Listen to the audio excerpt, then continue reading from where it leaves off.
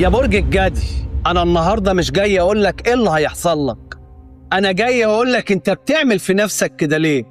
ليه فجأة قررت تنسحب من حياة كل اللي حواليك وبقيت تشوف الأمور وهي بتبوظ قدام عينك وما بقيتش حتى عايز تحاول تصلحها؟ ليه بقيت بترد على المكالمات بكلمة واحدة وبتمشي من القعدة وانت لسه ما خلصتش كلامك؟ الفيديو ده هو الجانب المظلم من صمت الجدي في يونيو. لو حاسس انك بقيت غريب عن نفسك ركز في كل كلمة، لان اللي هقولهولك مش هتسمعه غير مني.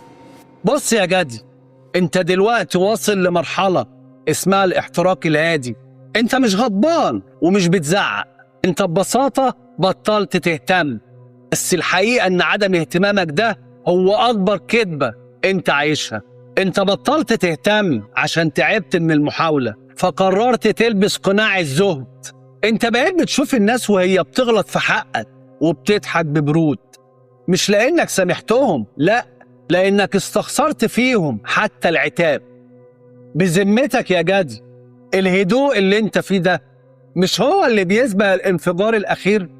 في ال 13 يوم اللي فاضلين من يونيو الجدي داخل على مرحلة تصفية حسابات كبرى. انت دلوقتي بتعمل جرد لحياتك، واي حد كان واخد مكان اكبر من حجمه انت دلوقتي بتخرجه من حياتك ومن غير ما ترد. في ناس انت كنت عامل لهم قيمة وهم صفر، والنهاردة انت بتشوفهم على حقيقتهم. الوجع مش في خيانتهم، الوجع انك بتلوم ذكائك. ازاي انا الجدي بعبقريتي سمحت للاشكال دي تدخل حياتي؟ المرحلة دي يا جدي هي مرحلة التطهير العنيف. انت دلوقتي بتنظف حياتك بمشرط، والدم اللي نازل ده هو ضريبة فوقانك. اكبر غلطة بتعملها دلوقتي يا جدي انك بتحاول تبني مستقبلك على انقاض الماضي. بطل تبص وراك وتشوف مين اللي مشي ومين اللي خان. النص التاني من يونيو مش بتاع علاقات، ده بتاع تأمين الذات. في فرصة مادية أو مهنية أنت شايفها بسيطة، الفرصة دي هي اللي هتكون طوق النجاة بتاعك قبل ما يونيو يخلص.